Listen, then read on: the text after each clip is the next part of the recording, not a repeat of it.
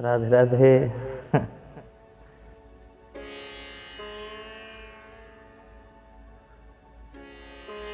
श्रीमद्भागवताक्षोऽयं प्रत्यक्ष कृष्ण एव हि। हमारे श्रीमद् भागवत जी जो हैं मेरे भाई, प्रत्यक्ष साक्षात श्री कृष्ण का विग्रह हैं, शब्दमय विग्रह हैं। कहीं आपने पाषाण प्रतिमाओं का दर्शन किया होगा, कहीं काष्ठ प्रतिमाओं का दर्शन किया होगा, कहीं मृत्तिका की प्रतिमाओं का दर्शन किया होगा, लेकिन श्रीमद् भागवत जी जो हैं, आहा हा हा, इत्येषा वांगमयी मूर्ति, ये जो है भगवान के शब्दमय मूर्ति है, शब्दमय विग्रह है श्रीमद् भागवत श्री ठाकुर जी के। और इसकी एक प्रत्यक्ष और प्रामाणिक घटना आज मैं आपको और साझा करूं। आप सभी लोग बड़े प्यार से श्री ठाकुर जी का नाम स्मरण करते हुए सुने। हमारा जो पैतृक गांव है, उसके पास में एक बड़े प्राचीन व्यक्ति ने ये बात हमको सुनाई, तो सुनकर के बड़ा मन प्रसन्न हो गया, गदगद हो गया मन। श्री बिहार जी, तुम जानो, एक बुजुर्ग व्यक्ति थे, बिल्कुल किसनाई का काम करते थे, किसान थे वो। एक बार उन्होंने कथा सुनी, तो कथा में ये उन्होंने सुन लिया कि श्री कृष्ण जो हैं साक्षात भागवत जी के रूप में प्रकट हुए हैं। तिरोधाय प्रविष्टोयम श्रीमद् भागवतार्णवम। श्री कृष्ण जो है साक्षात श्रीमद् भागवत जी के रूप में उस भागवत रूपी समुद्र में प्रवेश कर गए। तो जब ये उस बुजुर्ग ने सुनी, एक दिन की कथा सुनी, भैया किसनाई का काम करते थे, किसान थे वो, दिन भर खेतों में लगे रहना, बड़ी प्यारी घटना है मेरे भाई, बड़ी प्यारी घटना। एक बार उनके मन में ये भाव जागृत हुआ कि चलो कन्हैया के वृंदावन होकर के आते हैं। और जब वो वृंदावन पधारे और वृंदावन खूब यहाँ पर दर्शन किया, खूब चारों तरफ, उन्हें चारों तरफ वही अनुभूति हो कि ये कन्हैया का वृंदावन है, ये मेरे प्यारे का वृंदावन है, ये मेरे ठाकुर जी का वृंदावन है। किसी कथावाचक से उनकी भेंट हुई, मुलाकात हुई, चर्चा हुई कि प्रभु ये श्रीमद् भागवत जी की कथा कराने का क्या खर्चा आता है। सहज भाव से पूछ दिया, और कितने दिन में कथा हो जाती है। तो व्यास जी ने कहा और महाराज जी ने कहा कि यदि आप सलीके से आप कथा पूरी सुनना चाहते हैं तो कम से कम 1 महीना तो होना चाहिए, कम से कम 1 महीना। और संक्षेप में और सारगर्भित रूप से यदि सुनना चाहते हैं तो 7 दिन। जब ये बात सुनी तो वो भौचक के रह गए कि भाई मेरा तो काम किसानी का है, मुझे तो दिन में 1 घंटे की भी फुर्सत बड़ी मुश्किल से मिलती है। तो बोले महाराज मैं ऐसा क्या करूं जिससे मुझे भागवत जी के दर्शन पुण्य श्रवण का लाभ प्राप्त हो जाए। तो वो जो महाराज थे, जो व्यास जी थे, वो बड़े भक्त हृदय थे। उन्होंने एक बड़ी प्यारी बात कही, बोले बाबा आप एक काम करो कि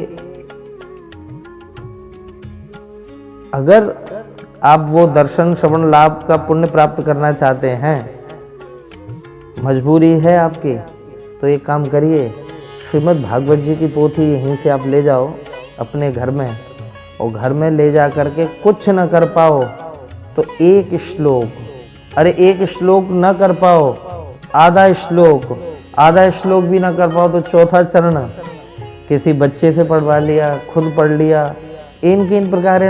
अरे इतना भी ना बने तो रोज तिलक चंदन तो कर दिया करो श्रीमद् भागवत जी पर, रोज तिलक चंदन तो कर दिया करो, आरती कर दियो, प्रणाम कर लिया करो। और इस भाव से कि ये साक्षात ठाकुर जी हैं, साक्षात ठाकुर जी हैं।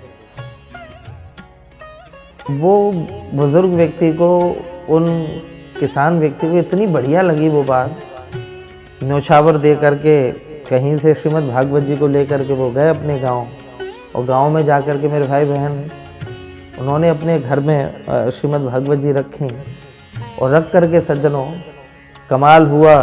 दिनचर्या इतनी व्यस्त थी उनकी, दिनचर्या खेतों में ही काम करते करते, गाय बैल भैंसों का सबका काम करते करते, जब भी समय मिलता तो आकर के बड़ी श्रद्धा से हाथ पैर धोकर के भागवत जी को प्रणाम कर जाते। हे भागवत जी आप देखो, हे भागवत जी आप देखो, प्रणाम कर जाते। कहीं से खेत से आते समय अगर फूल मिल जाता किसी की खेती क्यारी में खड़ा हुआ, एक पुष्प ला करके भागवत जी पे चढ़ा देते। चंदन ला के रखा हुआ था, श्री भागवत जी को चंदन लगा देते, प्रणाम कर लेते। हे भागवत जी आपकी कृपा, हे भागवत जी आपकी कृपा। बच्चे उनके लायक थे, तो जब शरीर उनका अस्वस्थ रहने लग गया तो उन्होंने अपने बच्चों से कहा कि बेटा मैं एक बात कहूँ कि हाँ पिताजी बताओ, कि जब मैं मरूं या मेरा शरीर छूटने वाला हो तो आप सबसे मेरी करबद्ध विनती है कि ये जो पूजा के आले में श्रीमद् भागवत जी रखी हुई हैं, उन भागवत जी को मेरे सीने पर रख देना। बस इतना चाहता हूँ मैं, क्योंकि मैंने ज़िंदगी भर भागवत जी कभी सुनी नहीं, मैंने भागवत जी को अंग संग नहीं किया, मैंने भागवत जी का कोई विशेष अध्ययन नहीं किया, लेकिन महापुरुष लोग कहते हैं, स्वयं श्रीमद् भागवत में लिखा है, ऐसा विद्वान कहते हैं कि श्री कृष्ण का साक्षात वास है श्रीमद् भागवत में। कन्हैया प्रत्यक्ष रूप से विराजमान रहते हैं श्रीमद् भागवत में। जो शब्द हैं वो हमारे ठाकुर जी का ही रूप है, मानो श्याम रंग के। तो बेटा मैंने कोई बहुत भजन पुण्य तो नहीं किया है, लेकिन आप सबसे विनती है कि जब मैं मरूं तो श्री भागवत जी को मेरे सीने पर रख देना बस, मरने से पहले। अरे पिताजी ये आप कैसी बातें कर रहे हैं, ऐसा कुछ नहीं होगा, खामखा की बात करते रहते हो, अभी कोई मरने वाला नहीं है, अभी आपकी खूब उम्र है। स्वाभाविक जो बच्चे कहते हैं वही उन्होंने कहा। दिन निकलते गए और एक दिन उन किसान व्यक्ति की खटिया पर लेटे लेटे सांस तेज चलने लग गई। बीमार तो रहते थे, बुजुर्ग थे, श्वास ज़्यादा तेज चलने लग गई, और जब श्वास ज़्यादा तेज चली तो आंखें बड़ी हुई उनकी, घबराहट उठने लग गई, बेचैन होने लग गए। मेरे भाई बहन जब बेचैन हुए तो किसी बच्चे ने आवाज़ लगाई कि अरे दादाजी की तबीयत खराब हो रही है, दादाजी की तबीयत खराब हो रही है। और मेरे भाई बहन जिस समय आकर के उन बुजुर्ग को देखा, घर वालों ने उन चारपाई पर खटिया पर लेटे हुए उन बुजुर्ग को देखा, तो वो बार बार लंबी सांस भरते उधर घर की तरफ इशारा करें। अब वो इशारा तो मेरे भाई कहीं कुछ और नहीं, वो इशारा कर रहे थे कि जो शरीर खराब हो रहा है मेरा, वो जो भागवत जी अंदर रखी हुई हैं उनको ला करके मेरे सीने पर रख दो। बोल नहीं पा रहे थे, श्वास ऊंचा लंबा चल रहा है, वो श्रीमद् भागवत जी को मेरे इशारा कर रहे थे। बच्चों ने कहा कि अरे पिताजी आप ये क्या कर रहे हो, किस बात की टेंशन ले रहे हो, अरे घर की चिंता क्यों कर रहे हो। लोगों को लगा कि घर की तरफ इशारा कर रहे हैं, तो लोगों को लगा कि शायद ये सोच रहे हैं कि अब मेरे बाद इस घर का क्या होगा, घर की देखभाल करना। अरे आप तो राम राम कहो, ये सबसे कुछ नहीं होना जाना, राम राम कहो, आप तो घर को सब बच्चे देख लेंगे। तो सुनते ही उनके अश्रुबिंदु बह पड़े कि मन में सोच रहे हैं कि हे मेरे गोविंद, मेरे इस वेदना को, मेरे पीड़ा को कोई तो समझो। फिर उन्होंने इशारा किया, जब 10-5 बार लोगों के सामने इशारा किया, तब उनमें से एक बेटे को ये बात समझ में आई कि हे भगवान, पिताजी ने कहा था कि जब उनका शरीर छूट रहा हो तब श्रीमद् भागवत जी को उनके हृदय पर रख दें, श्रीमद् भागवत जी को उनके हृदय पर रख दें। और जैसे ही ये स्मरण में आया, वो बेटा दौड़ा अंदर गया और अंदर जा कर के मेरे भाई बहन भागवत जी को उठाया और उठा करके ले करके आए भागवत जी को सज्जनों, और ला करके अपने पिताश्री के सीने पर श्रीमद् भागवत जी को जैसे ही रखा तो भागवत जी को पकड़ा, हृदय पे जैसे ही भागवत जी स्पर्श हुए तो एकदम शरीर में रोमांचित हो गए और भागवत जी को उन्होंने बल लगा करके हाथों से जकड़ लिया, अपने सीने पर बल लगा करके सीने पर जकड़ लिया। और जैसे ही मेरे भाई बहन भागवत जी को जकड़ा, उसी समय ऐसा दिव्य प्रताप हुआ श्रीमद् भागवत जी का कि उनके जो शरीर छूटने वाला था उनको वाणी प्राप्त हो गई उसी समय, और उसी समय बड़ी जोर जोर से आवाज लगाने लगे, गोविंद, हे केशव, हे मेरे कन्हैया, हे मेरे गोपाल, हे गोविंद, हे केशव, हे कन्हैया, हे मेरे गोपाल, बार बार आवाज लगाने लगे। तो लोगों को लगा कि अरे भाई ये कमाल हो गया है, तो श्री भागवत जी की इतनी बड़ी कृपा। वाणी प्राप्त हुई तो जैसे ही वाणी प्राप्त हुई तो लोग जो आसपास भीड़ खड़ी हुई थी, ये प्रमाणिक बात सुना रहा हूं आपको, जो आसपास लोगों की भीड़ खड़ी हुई थी उन लोगों ने देखा और पूछा कि अरे दादाजी क्या हुआ आपको, आप ऐसे जोर जोर से क्यों चिल्ला रहे हैं, क्या दिख रहा है आपको?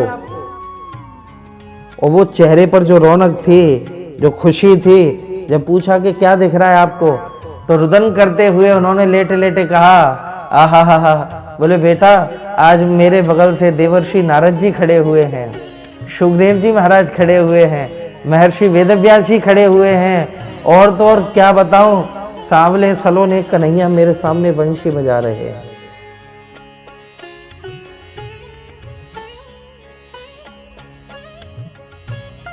सांवले सलोने कन्हैया मेरे सामने वंशी बजा रहे हैं।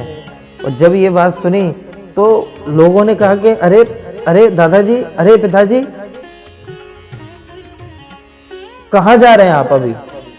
बोले बस अब मैं वहीं जा रहा हूँ जहाँ इस जीवन को जाना चाहिए, अब मैं वहीं जा रहा हूँ। मुझे साक्षात सर्वेश्वर लेने के लिए खड़े हुए हैं, अब मेरा मन बिल्कुल कर रहा है कि आप ही के साथ चला जाऊं मैं। और इतना कहते कहते बोलते बोलते उस किसान, उस बुजुर्ग व्यक्ति ने श्री कन्हैया का दर्शन करते हुए भागवत जी में अपना शरीर छोड़ दिया। हे मेरे गोविंद, शरीर छोड़ दिया। आप जरा कल्पना करें, क्योंकि विद्यावताम भागवते परीक्षा, विद्यावतों की परीक्षा जो है श्रीमद् भागवत में होती है। विद्यावान, विद्यावत है। ऐसे हमारे श्रीमद् भागवत जी, हा, ऐसे प्रत्यक्ष हमारे ठाकुर जी के विग्रह श्रीमद् भागवत जी हैं, जो आज भी कलयुग में अनंतानंत जीवों का उद्धार कर रहे हैं। मैं आप सबसे एक प्यारी बात कहूं कि एक समय आप जितने बुजुर्ग लोग सुन रहे होंगे उन्होंने अपने जीवन में ये अनुभव किया होगा कि एक समय वो था जब जगह जगह लोगों को भूत पलीत मिलते थे, भूत प्रेत पिशाच मिलते थे, जगह जगह मिल जाते थे, कई घरों में मिलते थे। लेकिन आपने गौर किया अब आजकल कहीं कोई भूत प्रेत इत्यादि मिलते हैं क्या? नहीं। क्यों? क्योंकि मेरे भाई बहन श्रीमद् भागवत जी जो हैं जगह जगह हो रही हैं, जगह जगह श्रीमद् भागवत जी के श्लोक गूंज रहे माइक के माध्यम से। तो जहां तक वो आवाज जाती है श्रीमद् भागवत जी के श्लोकों की, श्लोकों का उच्चारण जहां जहां तक जाता है, श्लोकों का उच्चारण, शुद्ध भागवत जी के श्लोकों का उच्चारण जहां जहां तक जाता है मेरे भाई, वो माहौल पूरा परम पवित्र हो जाता है, परम पवित्र हो जाता है। और क्या सुंदर वाक्या है कि प्रहलादस्ताल धारी तरल गति आचोद्धवक कांस्य धारी वीणाधारी सुर ऋषि स्वर कुशलतया राग करतार जुनो भूत इंद्रो वादीम मृदंगम जय जय सुकरा कीर्तने ते कुमारा यत्राग्रे भाव वक्ता सरस रचनया व्यास पुत्रो बभूव। मैं नहीं कह रहा इन बातों को, श्रीमद् भागवत जी का महात्मा कह रहा है कि जहाँ पर भी श्रीमद् भागवत जी की कथा होती है वहाँ पर भगवान की मंडली साक्षात प्रकट हो जाती है, प्रभु की मंडली साक्षात प्रकट हो जाती है। ऐसी हैं हमारे श्रीमद् भागवत जी। तो मेरे भाई केवल उस समय आप ये न मानिए कि धुंधुकारी का उद्धार किया था, ऐसा नहीं है कि केवल उस समय धुंधुकारी का उद्धार कर दिया हो। आज भी श्रीमद् भागवत जी जो है न जाने कितने धुंधुकारियों का उद्धार कर रही हैं। आहा, न जाने कितने अधोगति में पड़े हुए उन भूत प्रेत पिशाचों का भी आज उद्धार कर रही हैं। मनुष्य भगवान की पवित्र लीलाओं में भी दिमाग लड़ाता है तो मनुष्य जैसा का तैसा है, लेकिन वो जो भटकी हुई आत्माएं हैं वो जानती हैं उस महत्व को, वो जानते हैं उस तत्व को, उस ईश्वरी सत्ता को। और जब उनको लगता है कि अब कथा मिल जाए, और संयोग से यदि किसी माइक के माध्यम से कभी कहीं कथा चलती रहती है, तो प्राय जितनी भूत व्याधाएं हैं उन सभी का जो है उद्धार हो चुका है मेरे भाई। ऐसी हैं हमारी ये श्रीमद् भागवत जी, ऐसी हैं श्रीमद् भागवत जी। तो कस्मय्येन विभाषितो यमतुलो ज्ञान प्रदीप पुरा तद्रूपेण च नारदाय मुनये कृष्णाय तद्रूपिणा योगीन्द्राय भगवद्भ्राताय कारुण्यतः तच्छुद्धम विमलम विशोकमृतम सत्यम परम धीमहि। ऐसे सत्य स्वरूप हमारे श्रीमद् भागवत हमारे ठाकुर जी के चरणों में बारंबार प्रणाम है। आप सब लोग भी श्रीमद् भागवत जी में अनन्य निष्ठा बनाते हुए ठाकुर जी की भक्ति करें। सबका मंगल हो। राधे राधे।